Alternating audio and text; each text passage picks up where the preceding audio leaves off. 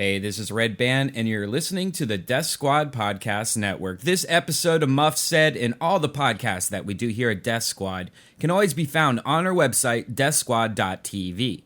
We have a new t-shirt that's coming out any day now, so keep your eyes open for deathsquad.tv. The second shirt, it's pretty sweet. I just finished it. It's the shipper or the t-shirt people have it now. I also got some new stickers being made. I think you guys are going to like the new design. Also, if you want to help us out, click on the shop button at deathsquad.tv anytime you're doing any shopping at amazon.com. That will open up Amazon like normal, but anytime you make a purchase using that link, we get a few pennies every time you spend $1. Or click on the donation tab. All these ways to help us go directly to the cost of running this studio and making these podcasts. So help us out. And now, here's a brand new episode of Muff Said.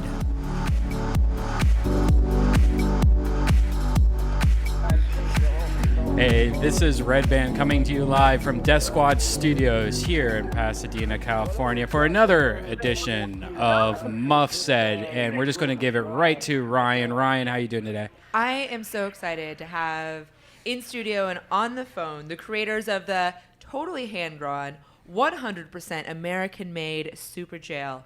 In studio tonight, we have Christy Karacas. Actually, no, he's on the phone. And Matt Taylor, and then Ben Kalina, premium cat wrangler of Titmouse Studios.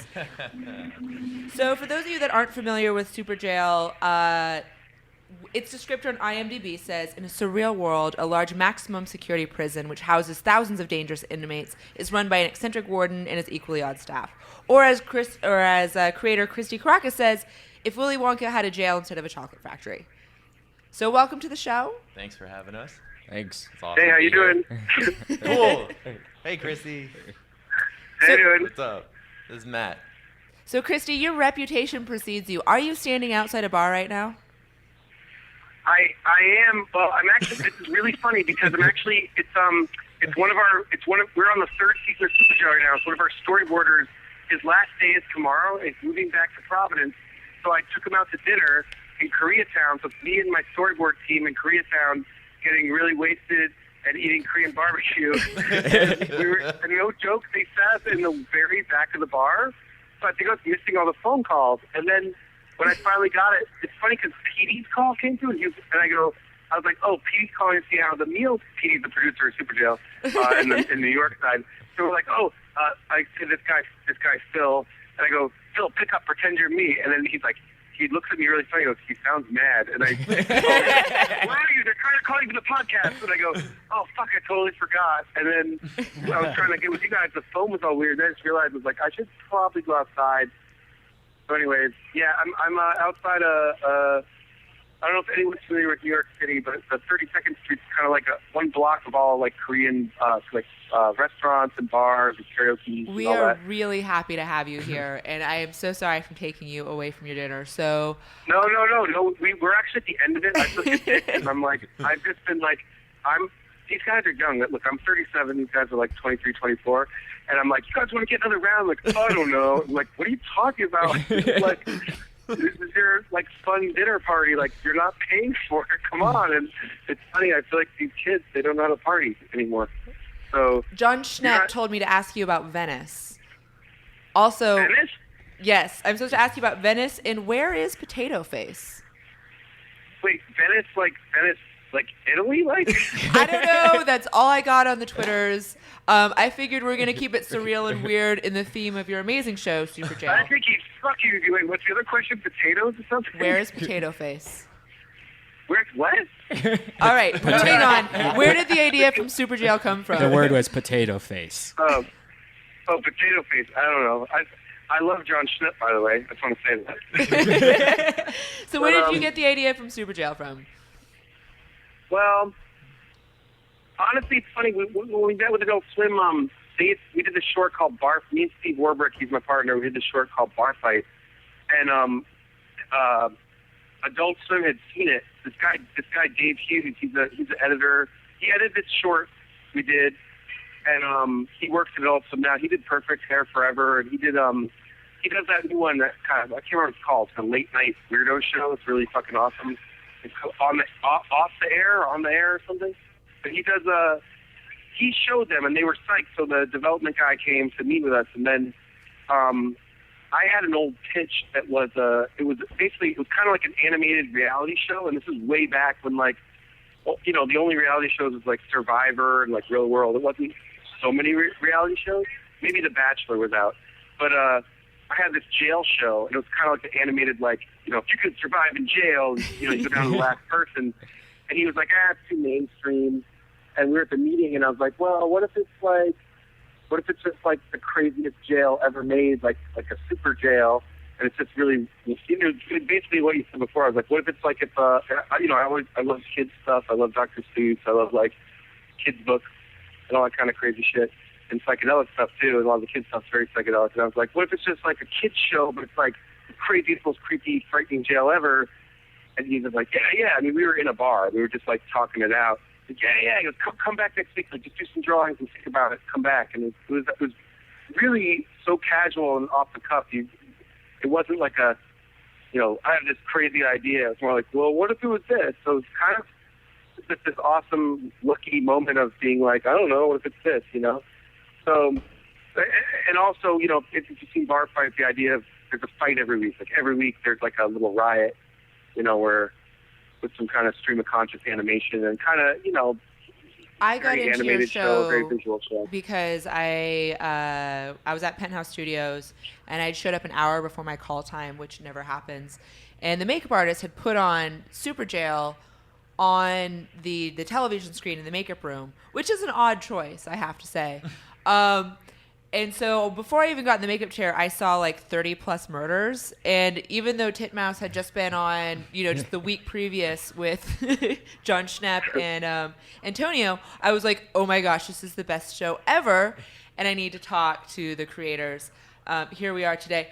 For me, I really love the stream of conscious, like, death sequences. They really, in a way, remind me of Itchy and Scratchy in the way that, you know, the complex dismemberment of the various inmates. Is that at all an influence? Was it what? Were you influenced by like Ren and Stimpy, or what were your like early Itchy and Scratchy? Itchy and Scratchy. Itchy and Scratchy, like, no, I mean 100,000%. Like, I think the influences are like Looney Tunes and Itchy and Scratchy for sure. Have you seen that Itchy and Scratchy on YouTube where they do every episode in a row? Have you seen that? Yeah, and it all kind of goes together or something. It's like, yeah, it's fucking amazing because it's like, again, the big thing with that is that it's a huge fucking influence because the whole thing is like, it's like, you know, people think of the show, they think like bad drawings and violence, but you have to like, you know, there's something about gags and being creative with the violence of like, it's funny. I always talk about like plussing up the joke. Like I have the guys sitting in there waiting for me right now. They, you know, we'll storyboard an episode and be like, you know, there's a big fight or there's this. So, you know, wherever the fight is, say it's in the kitchen or say it's in a baseball arena or say it's in say it's in anywhere, like a place where they do, you know, crocheting or knitting, you know, whatever. You make the gags fit the location and then try to be creative. So, like, if someone's going to kill someone and they're in the baseball place, you're like, oh, the guy hits the baseball, and baseball goes fly in the guy's face. But we always try to think, okay, how do we keep plussing it or one-upping it? So, like, baseball hits the guy in the face, he gets stuck, and the guy pulls it out, and then the blood shoots out like a fountain, and then another guy has a bat, he starts smashing him in the head, but maybe his brain goes flying, and another guy hits it like a home run. You know, you always try to think like that's like fresh material just handed to going you. In a way, you know what I mean? Like that just happened. Keep it like like a stream of conscious, like it never ends, but every joke just kind of gets funnier. You know what I mean? Like, yeah. I mean, I'm not saying we do this perfectly, but it's the thing in our head that we try to do. You know? I think for anyone that hasn't seen the show, they really do need to watch an episode of Superjail, which you can watch for free on Adult Swim, which I spent like the last 3 hours preparing for this interview. And I really like the freezing episode where everything got really, really cold. And you had Yetis. If you put a Yeti in anything, I'm pretty like I'm sold. I'm from the Pacific Northwest. I'm like Yetis. Yes. You love white hair. I have been known to date old men. It's true. Let me tell you about my birthday. So oddly enough, the character that I relate to the most is Alice. Because you have a vagina? She's my favorite. Alice is I don't amazing. think Alex has one. Oh. Yeah. Does Alice have a vagina? What's that? Does Alice have a vagina? I'm going to have to keep some mystery to her character. You know, it's funny, I feel like we revealed too much the second season. Like, we always should have kept it such a mystery of what's down there. But I will say, I don't know that she doesn't have one, but I don't know if she does have one. But I will say that I think she has a lot of really unique mixed-up junk down there. Yeah, well, that's just like Ryan Keely, I guess. So. She has new private She might be like the lady that had the 2 vaginas and liked to get fucked in both and went to all the sex parties. But she also's got a I have a penis. feeling, I know she's a real freak. She's a real freak in bed. Why do you think I relate? Also, she's bossy about getting what she wants sexually. Like, hey, you, let's fuck. No, seriously, take your pants off. I didn't know if I said that you could relate to her. Did you say that, or did I say I that? said that. you go. I think she likes to give and receive. I think so too. I like I said, I very much relate to Alice. So in here we have Matt Taylor, who does all of the amazing intros for Superjail, which I very much love. Why is it always the same perp? Like, why is it always Jackknife flying back to Superjail? Yeah. Because he gets out every episode. You have to watch him. He escapes. When the chaos is going on, he finds his way out. Okay. And so, in that sense, then the next episode, we always bring him back and fly over all the different stuff. What makes you choose this? What goes into the different stuff that gets flown over? Because every time you sent Ben Kalina sent me all of the intros in a row, and I got to see all. A fan put that together, all the intro string of season 2, which was awesome to find on YouTube.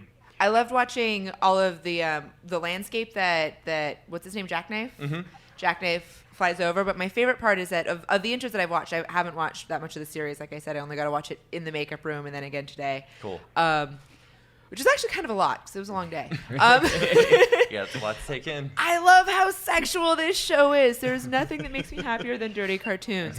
What was your favorite pervy setup gag? My favorite pervy setup gag? Yeah. Like in the intros? Yes, in the intros, yeah. I don't know. I don't know if I've done anything too pervy. This is kind of pervy, this dude on like an internet chat. Although there was worse things in this room earlier. You actually just Welcome passed to Death Squad Studios. Yeah. The tiny Robert Smiths just went by. Like, Yeah. it's crazy. If you freeze frame on these, like Matt puts so much love into every single one of these, and most people will never see it unless you go to Matt's Tumblr, or here right Or here. if you get if you get season 2 on DVD right now in stores, if you get season 2 DVD in stores right now for you to purchase, or Amazon.com or your favorite internet merchant, they did a really cool thing as a bonus feature on the DVD and did an intro string, so you can actually see all these put together, and you can totally freeze frame them and pick out your favorite star slave. This is so cool. No, it's amazing. I gotta say, like, it's funny because in the first season I would thumb a lot of them, and then after the second season when Matt took over, you think it's like, oh, I'll just keep picking up weird shit, but like it starts to get really. It just happens to show. It starts to get really hard because a lot of things you think of are very cliche. Like you mix and match things you like oh, ninjas playing rock band or ice fist, and his things. He'll send a list of all his ideas like every week. Like, okay, here's the ideas. I mean, I never give notes. I'm like, you're insane. Like, I never think of this stuff. I don't even know what you're thinking of. These are hilarious. I mean, really fucking genius shit. And it sounds facetious. Like, I don't put that word genius around much, but his ideas for these openings are really fucking smart and genius and amazing. And yeah, they go by so fast. This is my favorite one right here. I'm sorry, it's Christy. Why is this your favorite one? Because it's a smorcher cave. It's graham cracker trolls in a chocolate cave torturing marshmallows, which my birthday actually was just last weekend, and I had a shrine of s'mores. I love s'mores, so this I'm sorry, like I freaked out. That's amazing. So, Christy, is that how Matt got the being in charge of intros job, by being psychotic? Well, it's funny. He is very psychotic, but what's funny is the Titmouse exists on the East and West Coast, and they started the East Coast studio to do Superjail, and not to do Superjail and Venture Brothers, but those are two of the first shows they did there. And what's really interesting is when this started, I think it was Shannon. I can't remember who it was. Maybe I'm wrong, but they were like, this guy Matt loves the show. He's funny as shit. He's crazy. He should do the intros, and it just worked out perfectly. So I think one cool thing about the studio is studio cares about the art. They care about the cool. I mean, they make the coolest, craziest shows. I mean, they make Metalocalypse, China, Illinois, Superjail, fucking Motor City. All these shows that are really, really Venture Brothers, really, really cool and crazy. And there's a lot of just cool, weird people there that make neat stuff. And it sounds corny, but when you work in animation, some of these studios, either the people that own it don't really love animation or care what they make, or they kind of, or it's a bunch of nerds that don't really make cool stuff. And I just think there's a vibe where, people work so hard there, and sometimes the money's not the best, but the job, I've never been it's funny, I was talking to dudes tonight, I was I've never been in a job where I don't even feel like I'm going to work. I feel like I'm going to hang out with my friends and make cool shit, and it's really a crazy vibe. I mean, that's not normal at animation jobs. It's not. It's funny. I used to when I couldn't get animation work in New York, I was working at a toy design company.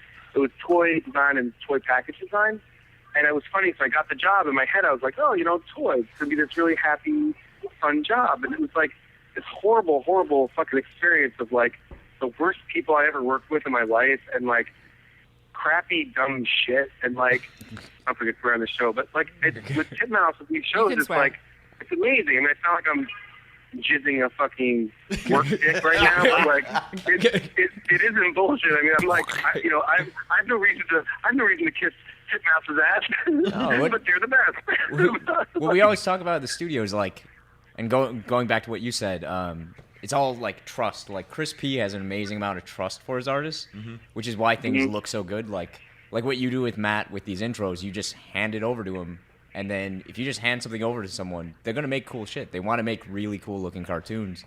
If you sit there and look over their shoulder constantly and tell them every little thing they should do and tell them how the timing should be, it comes out a little stale. And what we do is just trusting your artists and making cool stuff. It ends up looking so much better.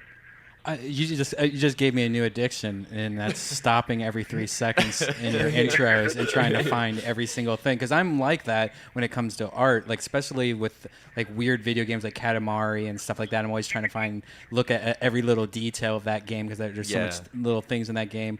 Or just in like any kind of animation, there's a few of them where you're just trying to find, South Park, then they're aliens. I'm always trying to find their aliens and shit like that. Or the old Spider-Man covers where there was always a spider. I don't know if they still do that or not, but every cover. I never knew that. Every cover there's also has a caricature artist. His name's Al Hirschfeld, and he always hid his daughter's name within his art, and then next to his and after his signature on the piece, he'd put a number, and that's how many of his daughter's names he hid within his piece. It's really cool, and you find them, and you're like, holy shit, that totally works. I see it, and it's within this pattern that he made, and it's crazy. That dude was awesome. Did you know that there's also a Playboy bunny on every Playboy cover hidden? Also. I'm going to use that briefly to segue into, we haven't been reviewing books on this show for a while, and that's kind of my own fault because I have not been reading comic books, and then today I had a realization that what I am reading is way nerdier than any comic book. So I am on issue the third in the Maturin and Aubrey series by Patrick O'Brien. The London Times calls Patrick O'Brien astonishingly good. This is pretty much, these are 20 books. They are Roman fleuve, but which means that they can all be read independently, but they can also be read as one long story, which is an amazing accomplishment for any writer. The books are about 400 pages in 400 pages each, and I am really, really, really excited about this series. If you want some really fine literature, if you really want to school your brain, get Patrick O'Brien, start with Master and Commander, that's the first in the series, and fall in love, because here's what Wikipedia says. The books are distinguished by O'Brien's deliberate use and adaptation of actual historical events, either integrating his protagonists into the action without changing the outcome, or using adapted historical events as templates. And it's a buddy story about a ship captain and a spy during the Napoleonic Wars, and it's amazing. So that's my non-nerd thing that I've been doing. Cool. Is Superjail on Blu-ray right now, or is it just DVD? Or Because now I'm like obsessed with the detail of this cartoon because it seems like it's very detailed. If you want to see the details on the intros, this is a perfect point for Matt to plug his Tumblr because Matt's been putting up stills of all of his intros, so you can sit there and look at them. Oh man! Yeah, tayliquor.tumblr.com. So you have to spell that. TAYLIQUOR. So my name and liquor. So that's how that works. But it's weird to say. It's like, are you a Tay-licker? It's like, no, I'm not licking a Taylor, but you could. I thought we could ask you your guys girlfriend were, over there about licking I thought you were that book you're talking about. I remember Pat O'Brien, Current Affairs. It's like Pat O'Brien, the Colonic Wars. Sorry. Is this a Renegade ice cream? Snorted. Is this a Renegade ice cream? Renegade going on in the entertainment news world, underground. A lot of cocaine. Yeah.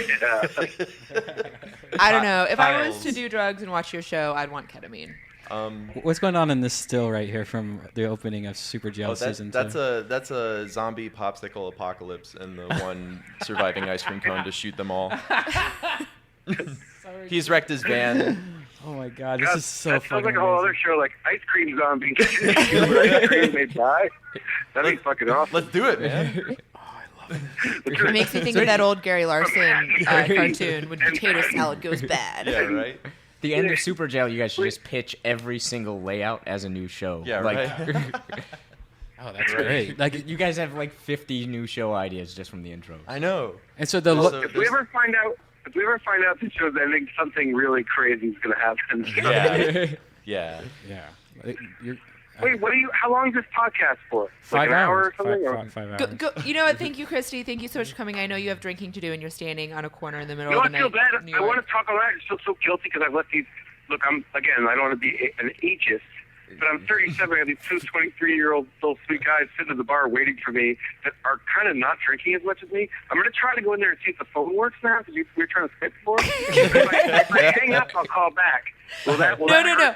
It's totally okay. Go drink with your storyboard artist. And Look, I'll talk all night. I so appreciate anyone even giving a shit about Superjail talking to me. So you have to understand, as soon as I started watching Superjail at the Penthouse Studios, I think I emailed Ben that day. And I was like, so I know we just had John and Antonio on, and I don't want to be a total shill for Titmouse, but I have to have the Superjail people on. And then I was told that I would not have you in person because you're afraid of flying, and that made me so sad. Particularly now that I know that you're partying. Wait. I have a new fucking way to fly now. It's amazing. I want to tell it to all the people who hate flying. I'm not afraid. I just hate it. I mean, it's different. I hate it. I loathe it. But what I do now when I came up for Comic-Con LA is I get shit. Okay, first, get an 8-ball of cocaine, get all night, and seriously drink all night, get really wasted. And by the time morning comes, go to your 7 a.m. flight, right? Take 2 Xanax and 2 Tylenol PMs. This happens both flights. So you fall into a coma before you get on the plane. I fell asleep before we left the gate, and I woke up during the descent both times, to and from. I'll fly anywhere now. I love it. I love flying now. It's like you should just make an airline, and with your ticket purchase, they in the mail send you your boarding pass, your 8-ball of Coke, and then all the Tylenol PMs that you need, and they're like just in the schedule to take them. So you have to and do all I would that fly like 6 hours before, kind of. 12 hours before. It also needs to be one of those fancy new It's going to be the flights. quietest terminal with so many people in the airport. It's going to be the quietest terminal. I'll tell you something. I felt like an asshole. I'm not lying. I really did that both times. It was fucking awesome. I mean, it really worked. I really do. I mean, my palms get sweaty when I fly. Like, I hate it. A good friend of mine. I'm more claustrophobic. A good friend of mine, Bert Kreischer, just gets completely wasted, like slosh, just like the most drunk ever. And it sucks because every time he gets on a plane, he's completely wasted. He doesn't remember half the flight or what he does. And then a lot of times, like, he'll come right off the plane and then come here to do a show. And so but yeah, I just sleep. The second I get in a plane, I fall asleep and I'll wake up and I'm somewhere else. Also Valium. You guys want to talk to the original storyboardist of Superjail? There's a surprise guest right now. Actually, is Dicko there? Still on. No, but Phil On and Adriel Garcia, they're actually, look, this show, you see how crazy this show is. We only got 2 storyboard artists, and I'm sitting right in front of them. Is that crazy? I don't know much about animation. That is pretty crazy for Superjail. That is pretty crazy. Yeah. Just 2 storyboard artists. Christy's stories too, so that's like I guess 3. But yeah, holy shit. Yeah, they crank through the boards out there. Like for an 11-minute, you would have and that's like the backbone of that show too. Yeah. Like since a lot of it is boarded, you get those like spastic fight sequences. And Your stuff. phone doesn't work in the bar. It sounds like he's like laughing. He's going underwater right now. New York has been flooded. I bet he's walking to the back, and that's the crowd noise. Yeah. All right. There, We'll just mute him for a bit. Superjail is so freaking good. But it's not for everyone. And why do I keep talking about doing ketamine on the show? I really need to stop. It's been like an ongoing thing. Like, I want to watch that animation and do ketamine. Titmouse brings it out in me. Goals. Yeah. Well, I can't do real drugs anymore. Like, as an adult, like, I can't smoke pot. I can't do cocaine. Like, my nostrils can't handle it. Like, I used to be, like, a really fun party girl, and now I'm like, I'm at my caloric limit for today for my diet plan, so I can do like 1 shot of vodka and then I'm going to bed. It's really sad. Well, anyway, does that 1 shot of vodka count, or I mean, do you really need? I mean, I do maybe actually. it's like I track all of my calories convenient. on an app called MyFitnessPal because I'm not going to turn into a Have you found new highs? What are your new highs? I don't have any new highs. No, but it actually controls my drinking, and I have a lot more posture and dignity. So I'll like save up like 400 calories and eat really well throughout the day, which means I'll be slightly underfed, and then go drink vodka so I can have the maximum amount of drinks. Yeah, that's all you need then. Is that 1 shot? There's like nothing in your stomach to cushion that. Speaking the s'mores earlier, I made a new discovery. Actually, I did not, but my girlfriend Mickey, her friend Maylene made a new discovery.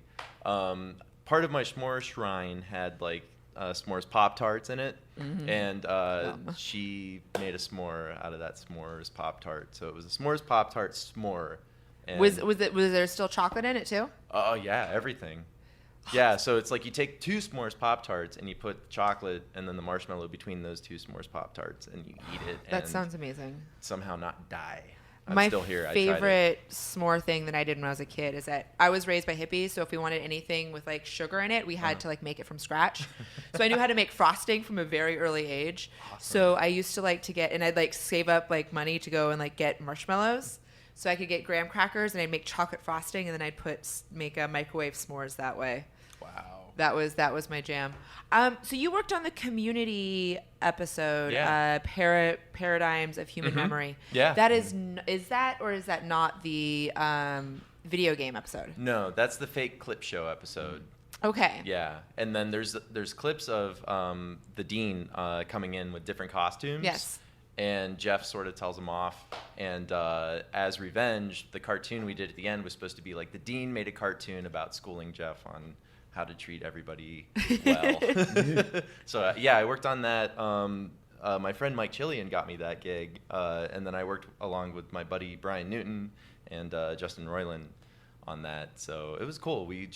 I would work on it at night, and we went over to this house in like Toluca Lake that I guess some Disney artists used to own. So it was like this old house, and it was really cool. And so we'd work inside there just all through the night. So actually, and then I'd come back to Titmouse like the next day. That's when I was working on China, Illinois. So didn't the house have some connection to Green Jelly too? Well, yeah, the studio. Do you remember Green Jelly? The studio. It's Three called Little Pigs. Yeah. No. Are we the only ones? Or I was raised I feel without television. Old now. No.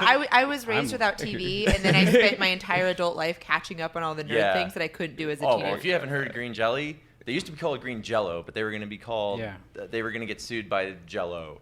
It was a really popular song. Yeah, and so they changed it to Green Jelly, and they did this Three Little Pigs song, and the video is clay animated, and one of the animators. I love claymation. Oh, you'll love the video. Claymation's awesome. like my favorite Rambo thing turns in the whole up. world. It's great. Wait, yeah. Can we play this? Yes. Oh, I haven't listened to this song. I bought a cassette when I was a kid, and it was the single for this. I love nerd bands, by the way. Like nice. they might be giants. Like I listen to Flight of Conchords all the time, so I'm really excited about this. So you bought the cassette. I bought the cassette. So it was Three Little Pigs, and on the other side was this song called "Obey the Cow God," and both those songs to this day are stuck in my head, and I love them. But it's been a while since I listened to this Three Little Pigs song. It's so good.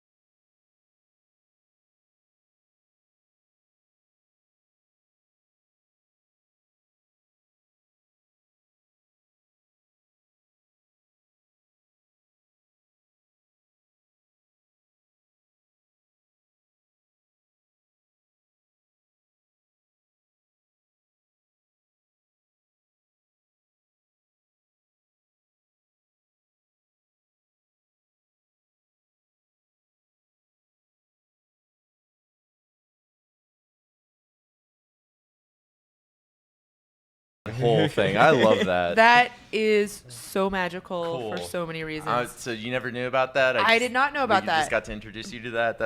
That is so special. I have two things to say. One, Beavis and Butthead was my first animated love.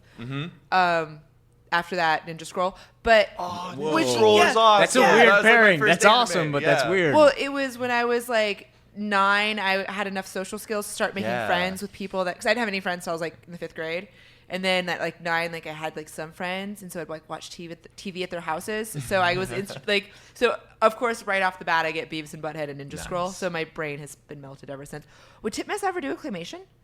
It's possible. Like we moved into like the new space we're in, which you'll see tomorrow if you stop by. I'm coming by tomorrow, whether you like it or not. We have this giant warehouse. Like our building has the weirdest history. Like when we moved in there, it was a lighting manufacturer. Like they made studio lighting.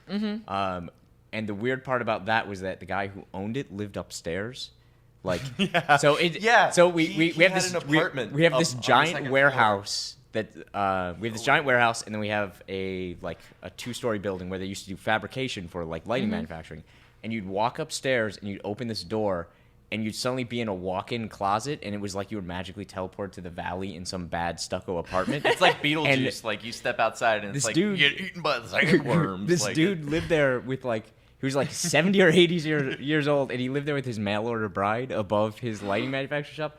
And when we moved into Titmouse, they were still there. It's for like the first few months. It was the weirdest combination. Which was nice. Like they were I'd work late people, and I'd be like, oh my god, I don't know how to set the alarm. Like, this is like a new building. And what flavor of mail order bride? Russian, she was Asian. She was Asian. Asian. Yeah, would drive like in the middle, of the Titmouse parking lot. There were 2 Jaguars that would drive in every day. But before that, what's even weirder, it was an ice cream factory. What? Yeah, like if you look at our parking lot, there's from the 40s, there's old train lines that like run through the parking lot, and where most of our artists now on Motor City are, it was the freezer. And when you hear that and you look at the room, there's like a giant door that closes down, and you can see like it was an ice cream factory. You know what flavor ice cream I'd be if we were all sitting in there and we were ice cream? What flavor? Frasian. I just had a brilliant idea. Redban, you need to get a mail order Asian bride. What? It's easy. I don't want one. I think he doesn't watch one. I watched him of the many things he watched today. I've heard only bad things. There's never been a good mail order bride story. Like, no, she was just a mail order bride, and now we have 5 kids, and everything's amazing. This sounds like this was a lovely story. They both drove Jaguars. They lived above a lighting factory that used to be an ice cream factory. Who wouldn't want to live above an ice cream set the alarm factory? For you if you were there late. You know. What was the age difference? You know what's crazy? Between him. Yeah, there were a couple generations between the two. Yeah.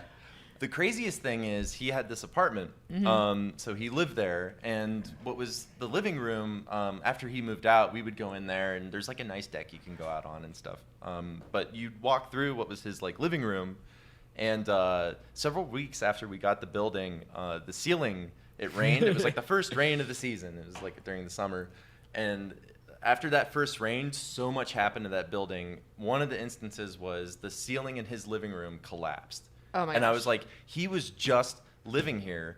How would it be that like this just collapsed and if he was still sitting here watching TV? Can you imagine you're just sitting inside watching TV comfortably during a rainstorm and your ceiling comes down on your stupid head? And you die. Yeah. Splat. Or it's like that particle. I don't know. What is that stuff? It's not asbestos, luckily. But it's like this like it's weird just insulation stuff. Yeah. Like so it's soft, so it'd hit your head and be mushy and gross. There's more to a roof than just insulation. Think. There really is. Yeah. And particularly if it's coming down in a torrential downpour. For people that don't live in LA, so LA is sunny like 98% of the time, but when it rains, it like it's like the skies have opened and it floods. And because it's like our it's drain been waiting system to pee on LA for a long time. And our drain systems can't handle it, so like everything gets flooded. Our buildings can't handle it. Like I'm sure you guys know this. Like every apartment in LA, like you move in and you think it's great, and then it rains that one day, and like, I'm scared of the everything's studio. Destroyed. Yeah. Like I'm scared of the studio because I look up and I see like, it looked like there's some you got so rain much at stake damage in here. Yeah, we had that at work at our old building. Like we'd be sitting there and like the one rainy day, like suddenly if you came in late, you'd walk in and there's just buckets and like recycling cans on people's desks, and like you're sitting there with like a $3,000 computer screen drawing, and there's just water tapping on the side. Yeah. It's like when someone gets shot, it's like if it was just 2 centimeters to the right, they'd never pee again. And like in Titmouse, it's like if it was 2 centimeters to the right, your $3,000 machine would have just died horribly. I found this video I wanted to show you guys, and I haven't really, I'm pretty addicted to this because it's the most craziest thing ever, and I think you guys over at Titmouse will love this, and I'm sure you've already seen it. It's probably one of the, like, I'm the last person to see this. But it's on iTunes, or I mean YouTube, listed as weird Japanese movie. And I have no idea. There's just a bunch of clips of this movie, and every time you watch a clip, it seems like the most amazing movie ever. As an example, this scene, there's all these Japanese people, it looks like, sitting around, and there's some kind of thing hanging on them. It's a bloodsucker, so what they do is they get the male nurse to take out the bloodsucker. Let's just take a look at this.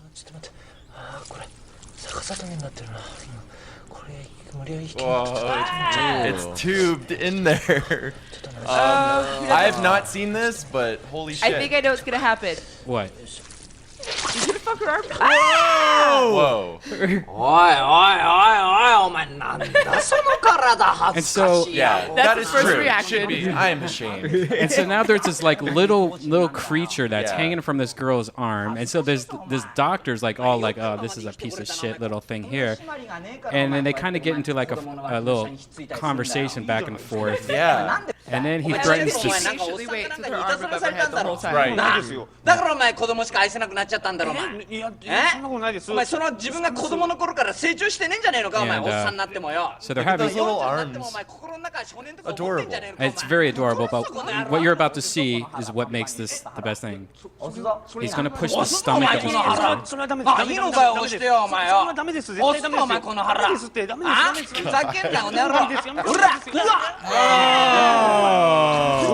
うわすんげえの出てきてうわくっせ She is so calm. This girl with the. This is like a nightmare someone had. I know, and so he's now like just squeezing the fuck out of this little creature, and it's just. And it stinks. So, anyways, It has a smell to it. What is this And then- called? It's just called Weird Japanese and Movie. then they're pulling something out of it, like out of the butt after he squeezes it. And it's like this white thing, なんだよこれは and it's a stamp that has. It's called a name stamp. And so they stamp it on this piece of paper and find out the guy's name is like a common name in Japan, Yamada, which is like our version of a Fred. 山田かよお前なあ And they start making fun of it. 吸血とか言っててお前本名山田じゃねえかよなんだそれお前 I feel really sorry for people that are going to download this podcast and feel like We're like not being able to read the subtitles. Like what? yeah. All right, so that's called Weird Japanese Movie. Wow. And then he just like pulls it off, and then he just throws it down the hallway like it's nothing. And so I'm like I want to know, like, is this This movie? is what Republicans think is what happens at abortion clinics. I Yeah. really do. I really think this. Well, you know what, Republicans? It's true. This is the truth. Please, they just pull keep babies freaking out out. of you. Yeah, So I'm that's thi- what happens, you guys. Believe that. That's Republicans. That's the truth. And then Yes. yeah. So today I'm thinking, like, is this movie about that creature? Is it about these people, and that's just a weird part in the movie? So I found this other that was called Weird Japanese Movie. So I found this other one called Strange Japanese Movie, and it's the same movie but another scene. And this, I don't even know what the fuck's going on here. How do we know what a normal Japanese movie is? Have you tried Googling normal Japanese Yeah. movie? What if it's worse? Wow! That is a child penetrating a man in the butthole with a tube. Or Yeah. Yeah, but the man's butthole looks like it was designed by Apple. Yeah. And apparently someone's good at guitar. And then there's something laying on the Lord. ground that looks like. oozing. It looks like herpes with skinny legs. Yeah. It looks like David Cronenberg. Whoa. And then there's more of these creatures ちゃんと一個ずつチェックしろって言ったわけ with looks like a woman's boobs That's and a a butt butt, going yeah. in the air. Like MC, what's it? MC Escher or what? Would no, you Oh fuck yeah, that? that's 表情違う Brian Redban, would you fuck that? I would not fuck. No, would maybe. would we fuck it or estimates on how fast it'll make you come? Look, now Can he's stroking this. It might take days. You never know. Is that a penis or is that a tentacle? It's like a tentacle or something. But it's his third leg. I know. And I think third leg, I think penis. That noise is I'm getting my penis stroked. And look at the guys in the background all like smiling, like we know what's going on. Why isn't he fucking the weird butt and pussy thing? So much needs to be fucked here. Why is it? It's strange because no one's fucking. Why is no one fucking in the Strange film? In Strange films, people fuck. And then they all play them like instruments. Okay. This might be the best movie I've ever seen. Almost as and he just asked if they wanted lunch after that. Oh my god! Now, wasn't that the best YouTube find ever? Wow, that's discovery gold. Today has been a good day for YouTube here in Death Squad Studio. Yeah, awesome. Going back to the Joe Rogan experience, it's been a really good day. Would they find some good stuff on YouTube? Oh yeah, it was a video of. It's a music video of what? Can we play it again? Yeah, we'll play it. Actually, that wasn't on the Joe Rogan experience. I just showed it to you after the Joe Rogan. No, it was the thing that he played with the no, not that video. The one that Joe was playing about what English sounds to non-English speakers. Oh yeah, that's what American English sounds like to non-English speakers. I had this thing because Malaysians like to do English because what we were talking about is I know this Asian girl that I would just I'll go, all right, I'm gonna try to act like I am talking Japanese. I don't know any Japanese, but I'm gonna try to almost racist style, like just try to imagine what it is and tell me if any of the words are Japanese. And I found that one out of every couple sentences, there's a few words in there that she's like, oh right? Yeah, that's like that's shoe or that's like taco. Wow. And so then I'm like wondering if I did like a Chinese, like if it was like like if they would be like, oh no, that's seriously the same thing. Yeah. So then we got into this discussion because I was wondering, do people that don't speak English have a sound to make like their version of like what we sound like? Well, there is actually on one of the South Park DVDs, they do their mini commentaries, and on one of those DVDs, he's like, when we go up to someone Asian and we go ching chong, that's like he says that's like one of them coming up to us and being like orpa. So that does he really? What it would sound like, yeah. So I believe that. Damn it, yeah. That's South Park did it first. South Park did it. Yeah. So there was a band from Italy, or a TV show from Italy that tried to make a song all using jibber jab of what they think an American video sounded like, and it actually sounded pretty. Is it Orpud?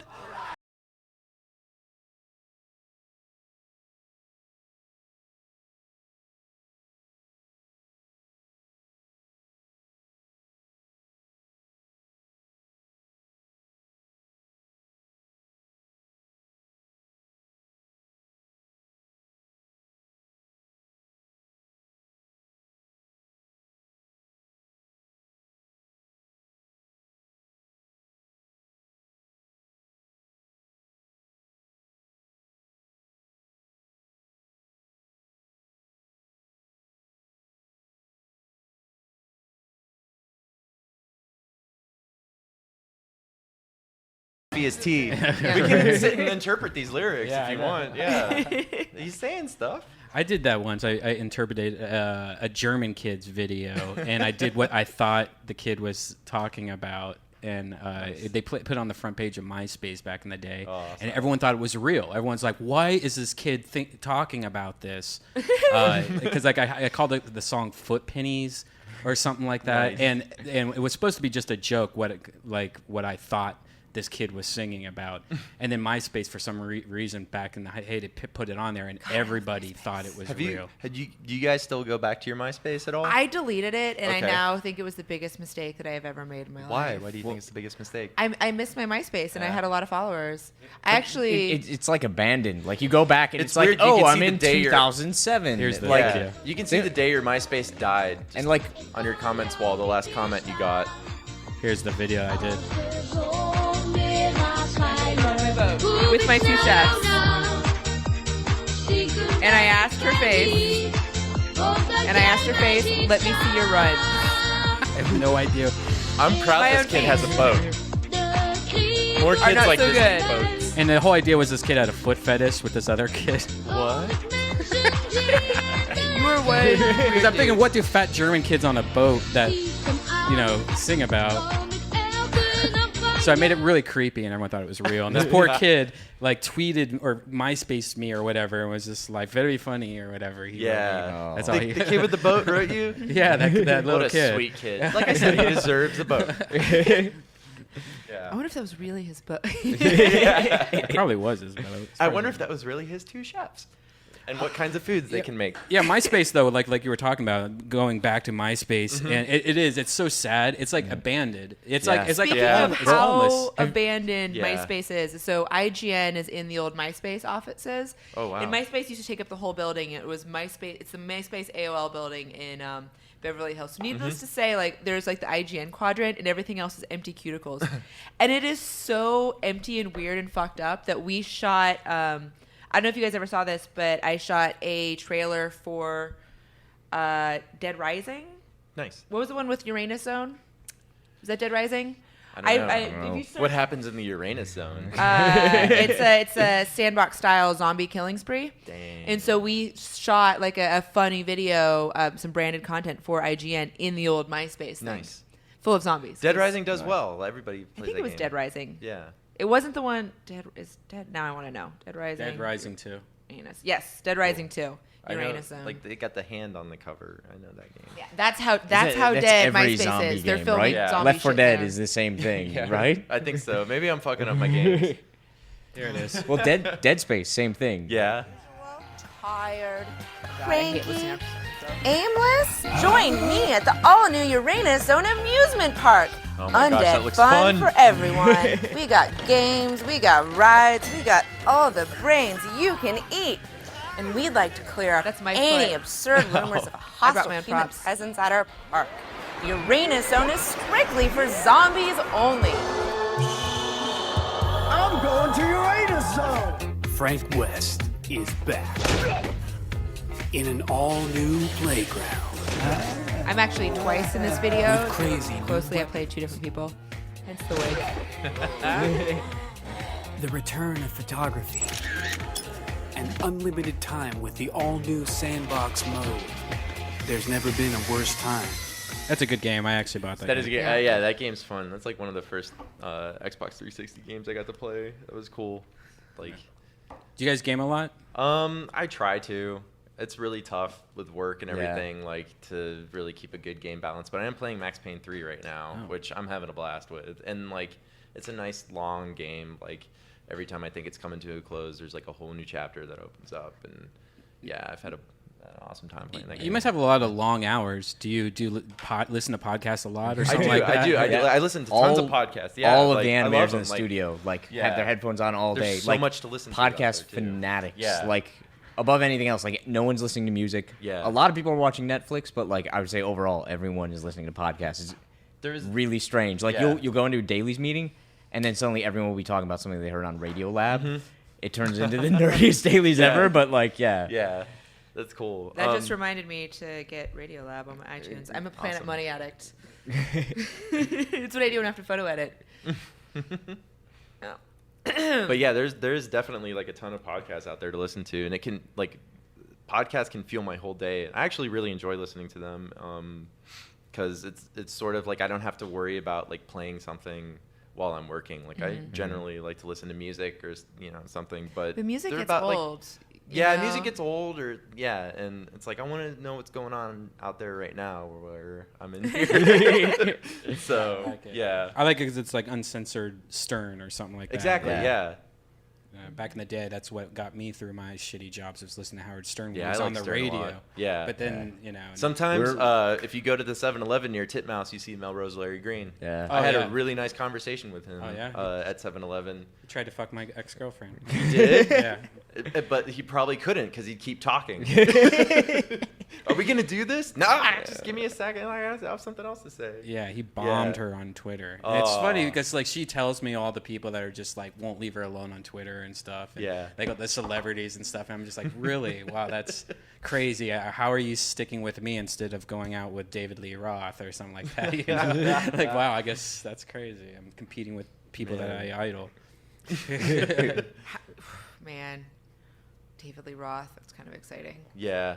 I just, oh my gosh. Do you ever get that? Was this exciting, David Lee Roth? Well, okay, so one of the big reasons that I love Metalocalypse is because I love Roxo, Rock and Roll Clown.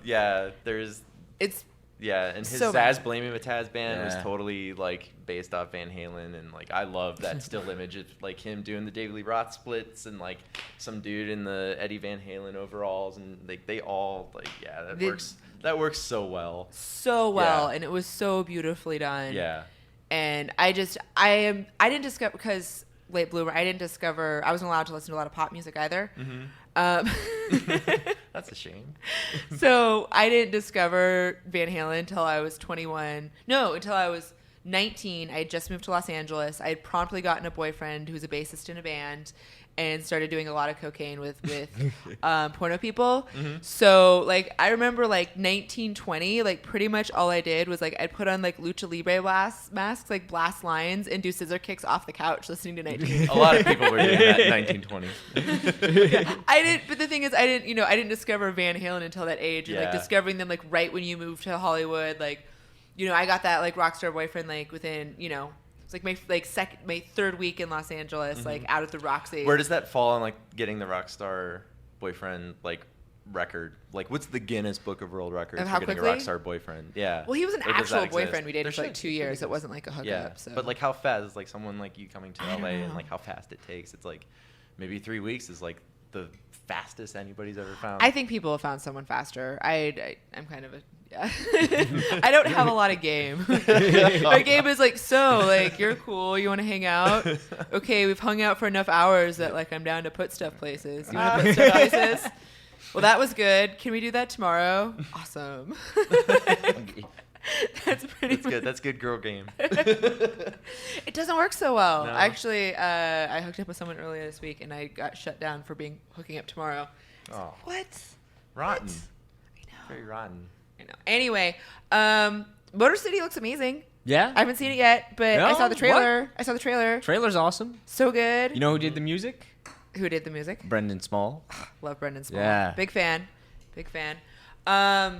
Yeah, actually, you know who else is really excited about Motor City is Dan Panosian, who I know just came into your offices. Yeah, he was on the other day. Obsessed with Motor City. Really? So I went gun shopping earlier this week. Oh. He told me, like... Did you hook up with the gun store owner? Is that who it was? Before we talk about that, like, Dan told me you were going gun shopping, and Dan told me the reason is because you're a zombie enthusiast. So... Ooh. Because you like zombies or like the idea of zombies, you're buying a gun now?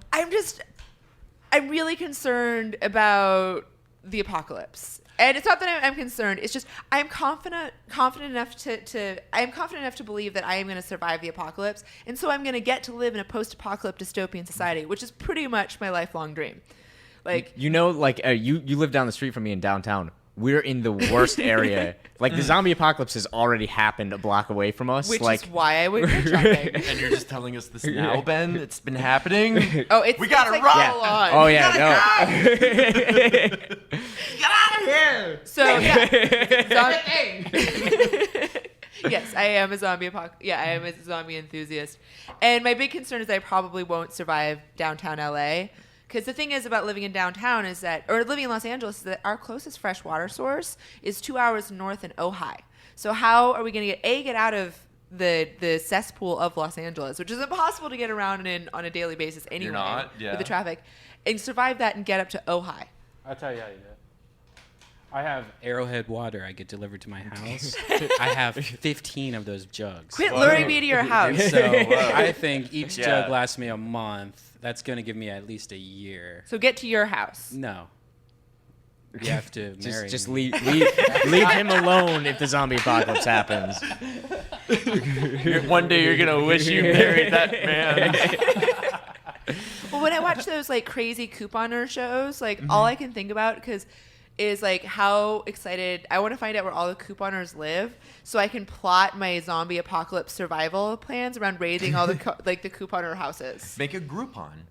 $20 off your $50 zombie apocalypse survival kit. If anyone goes to my Amazon wish list, all it is like stuff for the zombie apocalypse. Have you seen that book? It's like found objects from the zombie apocalypse. No. It's great. I just got it for my birthday, and it's so awesome. My brother-in-law gave it to me, and I was looking through it. And it's really super creepy.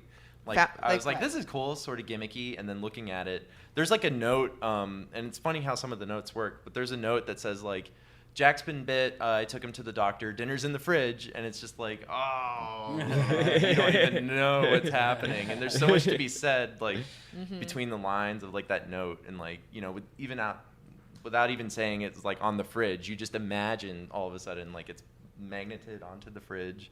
He found it, like, and right after that, everything went to hell. What's it called? What's it called again?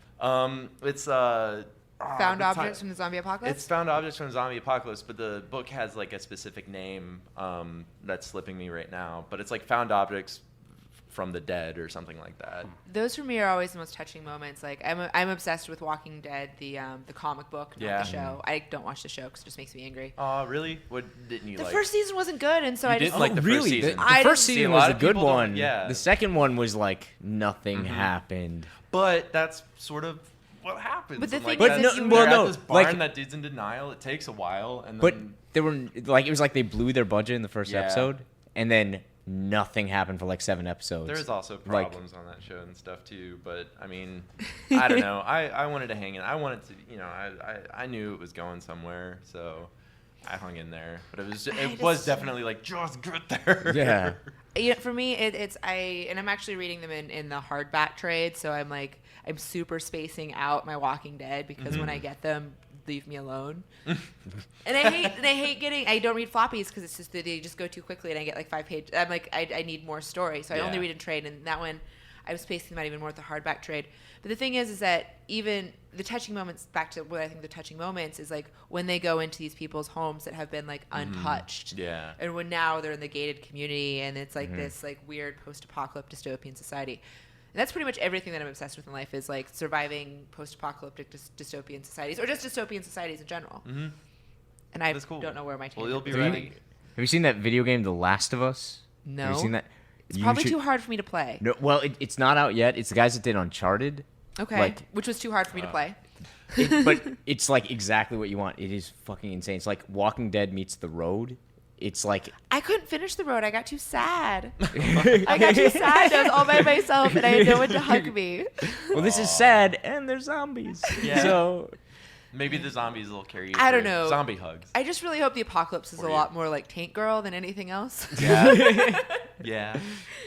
I'm like, can I get like a totally ripped kangaroo boyfriend? Tank Girl would be awesome. I think this is the trailer for it. Or no, this is the gameplay. Yeah. But yeah, it's like for Last of Us. It's like you're this dude like left, like it's like one of the last people left alive, and there's zombies running everywhere, and then there's like weird groups of people that just want to kill you for like, the 3 bullets in your gun and like the bottle of whiskey you have. Which is what would happen. Wow. Yeah. This looks so awesome. You have like a little girl that you're taking care of that you found, and kind of like that one game. What's that game where you're protecting the girl the whole time? Gotcha. Like, not Shadow of Colossus. Ico. Yeah, Ico. Yeah. Michael Jackson's Moonwalker. No. Like I have seen Michael Jackson's. We wore out the VHS. You gotta find the girl. She's like, Michael. Yeah, and runs off. Oh, it's my favorite. It's probably my 3rd favorite movie of all time. Criminal was my favorite level. The first one, right off the bat. It's like, you did it right.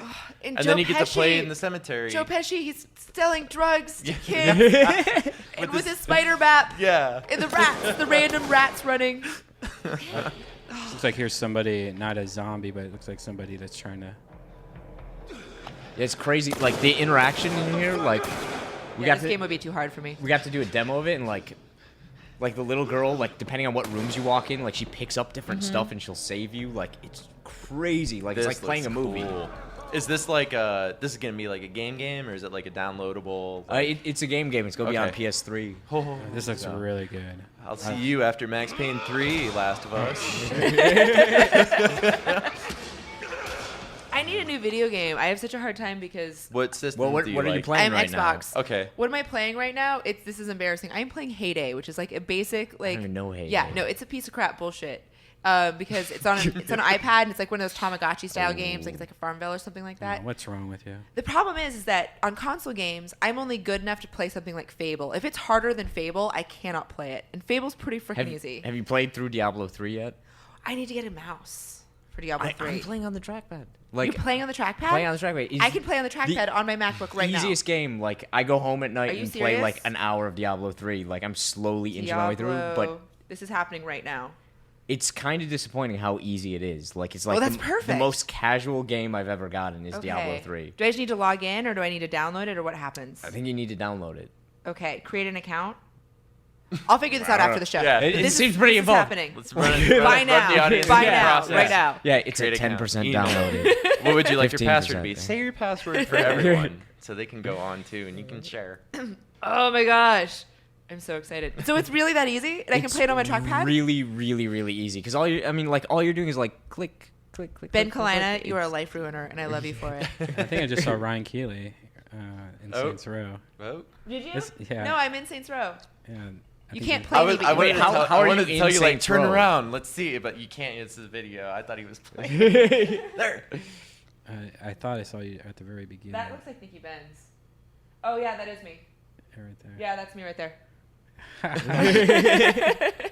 That's crazy. Awesome. You know, I saw this thing. It was like the scale of the universe. I think Mickey sent it to me. It was like the scale of the universe, and you keep clicking outward. So it starts with like a worm or like a bottle cap or something, and it's like that's in this ring of the size of things in the universe, and then you expand out to how big like humans are, and then it keeps going and going and going. And the thing I bring this up for is that once you're outside of Earth and you're sort of somewhere around Mars, I think, falls the Minecraft world. So that is about it. That's big. It's bigger than Earth. Wow. The Minecraft world is bigger than Earth. That's crazy. We virtually created something bigger than what we live in. That's so weird. That kind of blows my mind Yeah, right? a lot right now. Yeah. I like that the nerds that created the scale included that. That's the best part of that. Yeah. That like little love. they know their audience. Yeah. But that thing was fun. You click around and you keep going out and out and out and out, and it's just nuts. Do you have a MacBook Pro that you're playing Diablo 3 on? Yeah, it works fine. Like I was amazed. Like I thought they would never play. Like that was my excuse. Was like I'll buy it, but I'll never have a machine that could actually play it. And then it worked, and it was a time suck. So have fun. Yay! I'm so glad that porn is like not paying me enough money to pay my bills, and I'm gonna start a new video game. It's gonna be like that Portlandia episode with the Battlestar Galactica. Yeah. Let's watch another one. One more. All right. Yeah.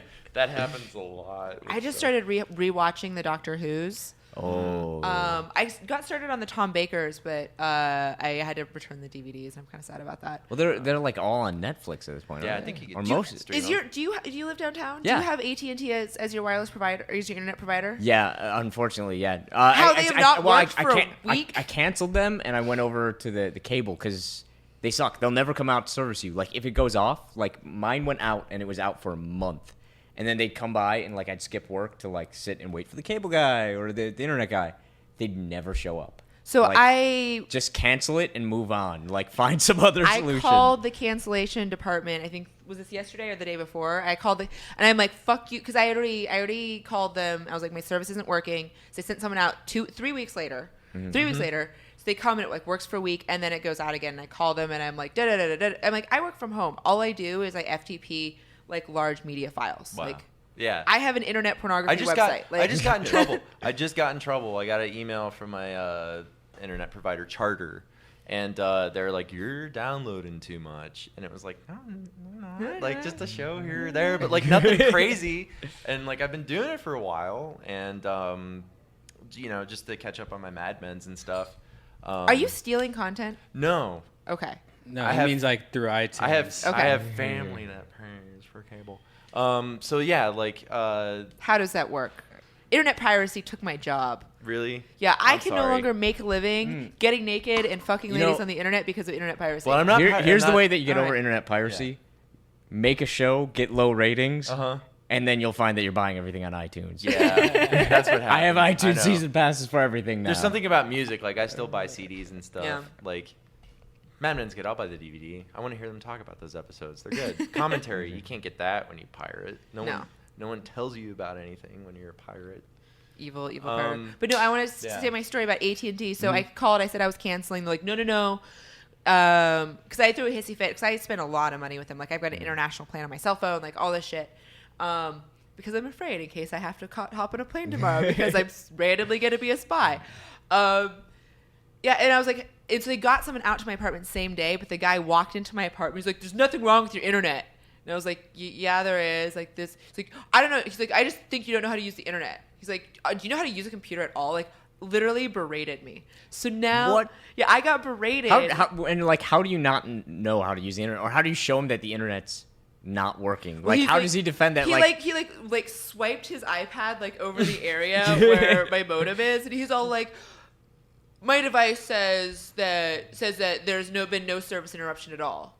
And I was like, "But clearly there has been, because my FTP file transfers, where I can show you all of these shutdowns." You think maybe it's who you're transferring it to, though? No, because it's on every single it's between my fetch on my FTP. It's you send it. It's like trying to like get into my Gmail. Like my Adium breaks down, and I'm like, clearly there's a problem with the internet, and like this is a new computer. Like there's not a problem.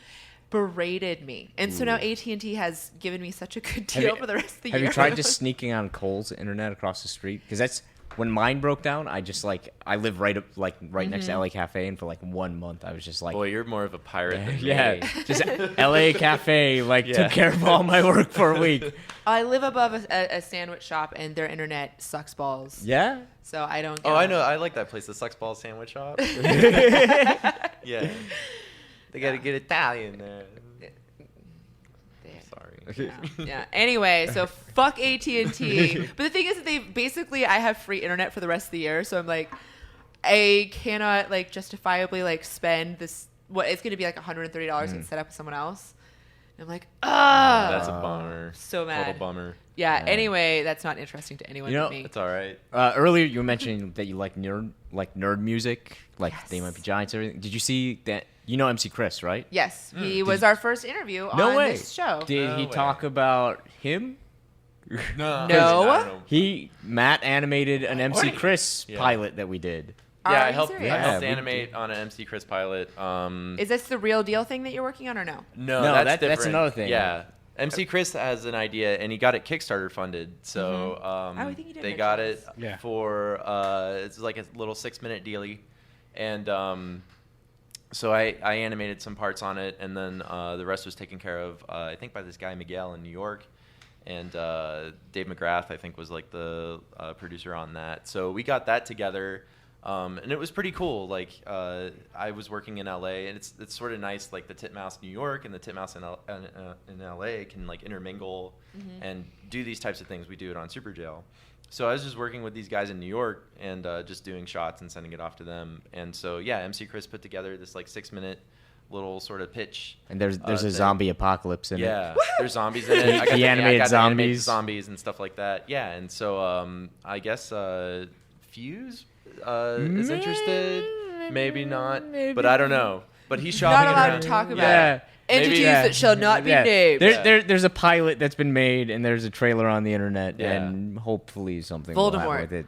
Yeah. I think you guys might be showing it right now. More. Yeah. Yeah, here it is. Well, it's because all the record stores are exploding. I animated that. I haven't seen a record store in 10 years. MC, how do you feel about multidimensional treasure hunting?